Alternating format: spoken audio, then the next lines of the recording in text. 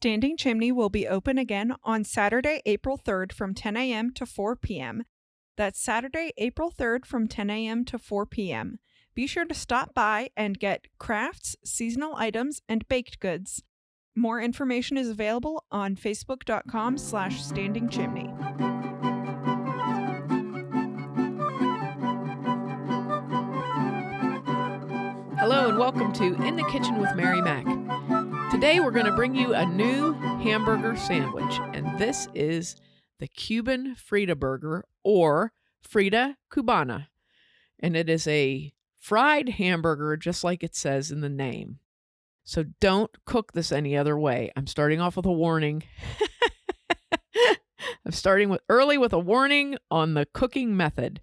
Okay, we heard about this type of a burger on a cooking show and immediately started doing some research on it because the picture of it looked really, really fantastic. So we did some research. I found about a half dozen or so recipes for this particular burger, but a lot of them were not right. They didn't seem right. So I started looking up Cuban recipe blogs, particularly to see if I could find recipes or any information about the Frita Cubana, and I found a couple of them. I found a couple of good Cuban recipe blogs that really kind of told the story about the burger. It kind of explained why it exists, I guess would be the thing.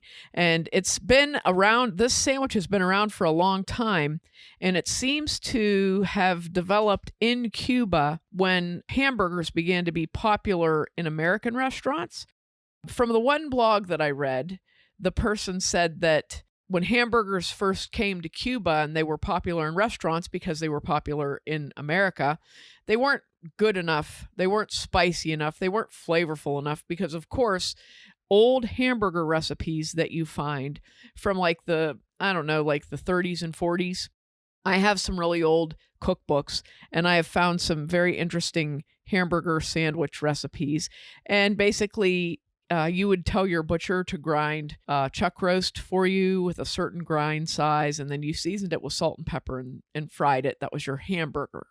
So ground meat was not something that they just had in a meat market or in a grocery store. It was a special requested item, and they would grind it up for you. And salt and pepper, I mean, even today, if you made a hamburger and you only put salt and pepper on it while it was cooking, it would be kind of bland. So in Cuba, they decided to spice it up a little bit.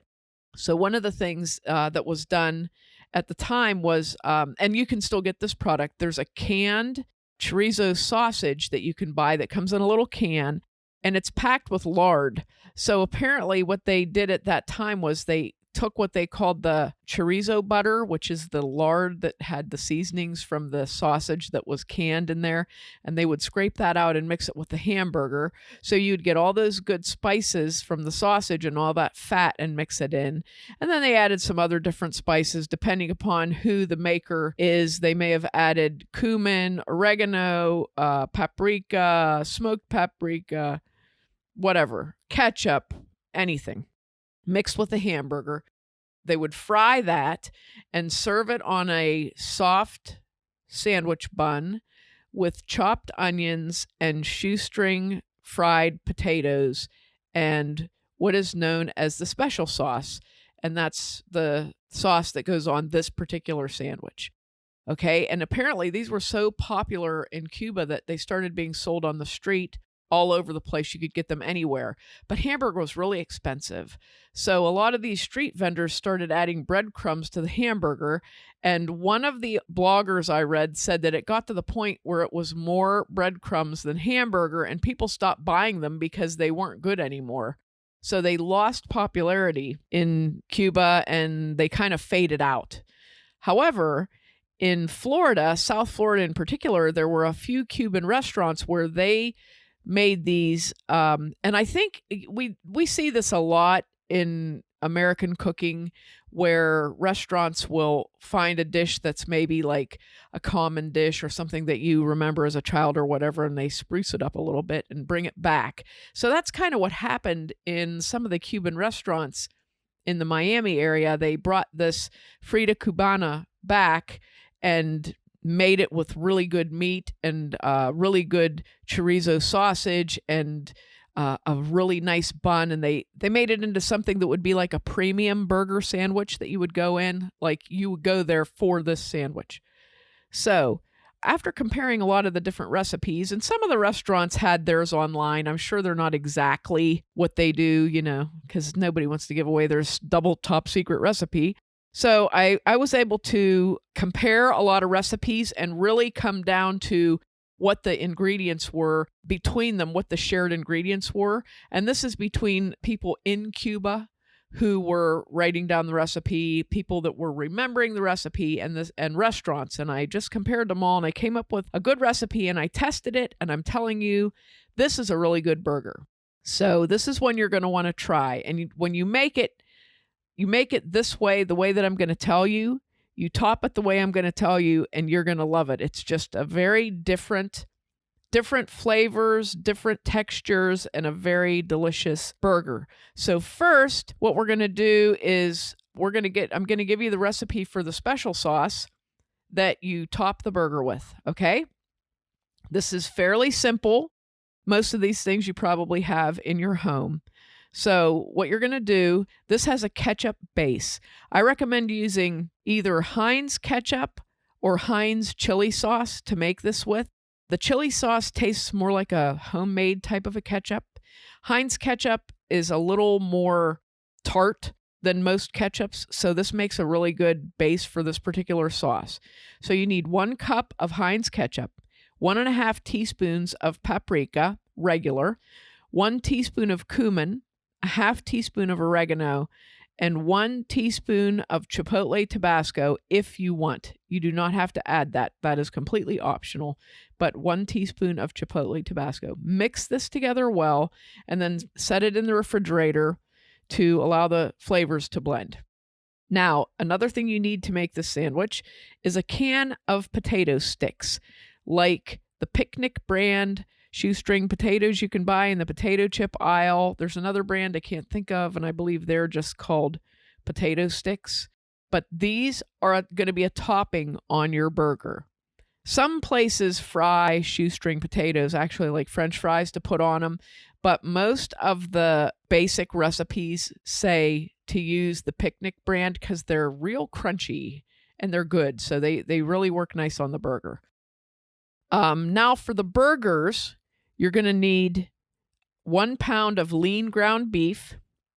And I say lean ground beef because you're going to be putting a pound of chorizo sausage into this, and that's going to be fatty. So you need 1 pound of lean ground beef, 1 pound of fresh bulk ground chorizo sausage. I got some at our local meat market. It was very good. Worked perfectly. You need 2 tablespoons of minced dried onions, 2 heaping tablespoons of minced garlic, and I use the jarred kind, which makes it a lot easier, 2.5 teaspoons of smoked paprika, 1 teaspoon of kosher salt, a 1/4 teaspoon of black pepper.